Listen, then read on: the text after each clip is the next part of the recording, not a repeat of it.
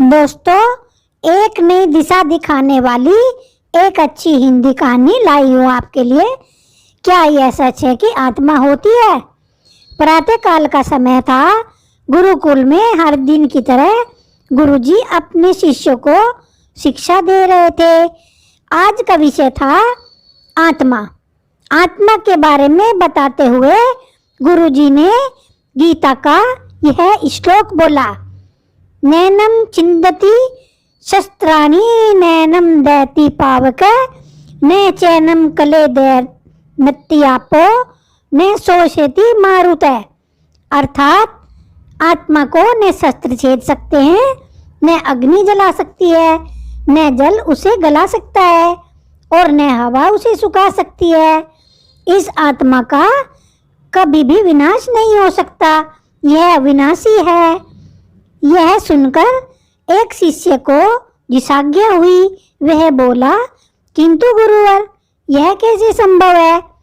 यदि आत्मा का अस्तित्व है, वो विनाशी है, तो भला वो इस नाशवान शरीर में कैसे वास करती है और वो हमें दिखाई क्यों नहीं देती?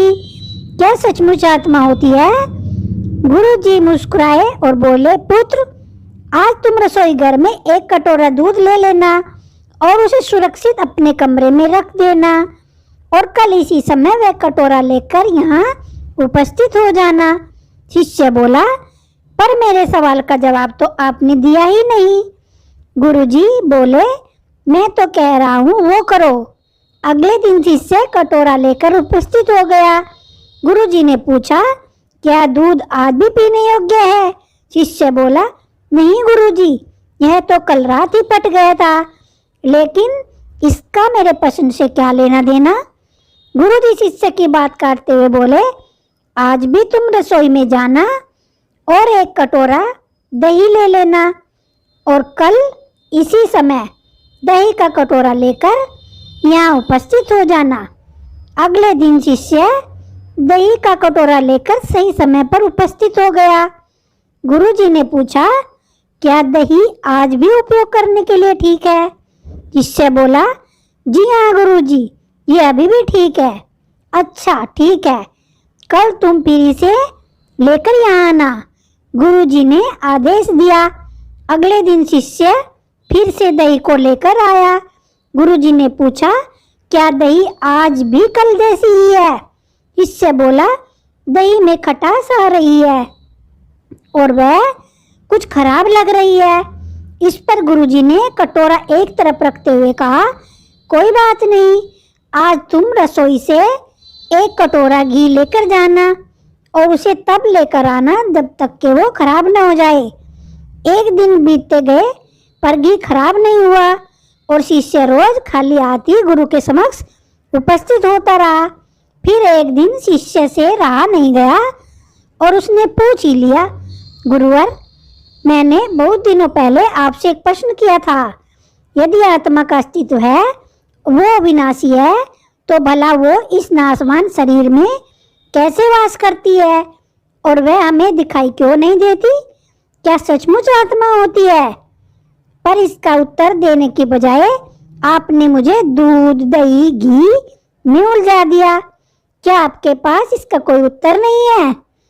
इस बार गुरुजी गंभीर होते हुए बोले, वत्स, मैं ये सब तुम्हारे प्रश्न का उत्तर देने के लिए ही तो कर रहा था। देखो, दूध, दही और घी सब दूध का ही तो हिस्सा है, लेकिन दूध एक दिन में खराब हो जाता है, दही 2-3 दिनों में, लेकिन शुद्ध घी कभी खराब नहीं होता। इसी प्रकार आत्मा इस नाशवान शरीर में होते हुए भी ऐसी है कि उसे कभी नष्ट नहीं किया जा सकता।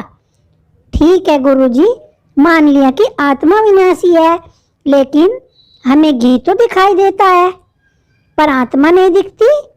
शिष्य, गुरुजी बोले, घी अपने आप ही तो नहीं दिखता ना, पहले दूध में जामन डालकर दही में बदलना पड़ता है, फिर दही को मथकर उसे मक्खन में बदला जाता है, फिर कहीं जाकर जब मक्खन को सही तापमान पर घंटों पिघलाया जाता है, तब जाकर घी बनता है।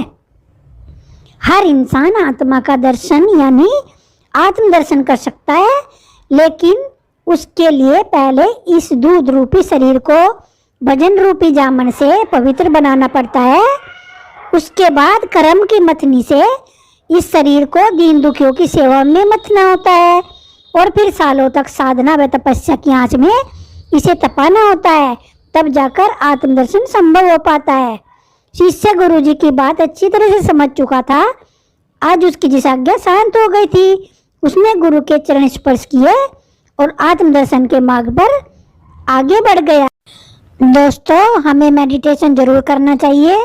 मेडिटेशन करने से दिमाग को शांति मिलती है, जीवन में संयम बना रहता है और आगे चलकर आत्मदर्शन भी कर सकते हैं मेडिटेशन के द्वारा। तो दोस्तों, ये कहानी कैसी लगी कमेंट बॉक्स में जरूर बताइएगा। Thank you for watching this video and subscribe our YouTube channel Divya की आवाज़। Thank you so much.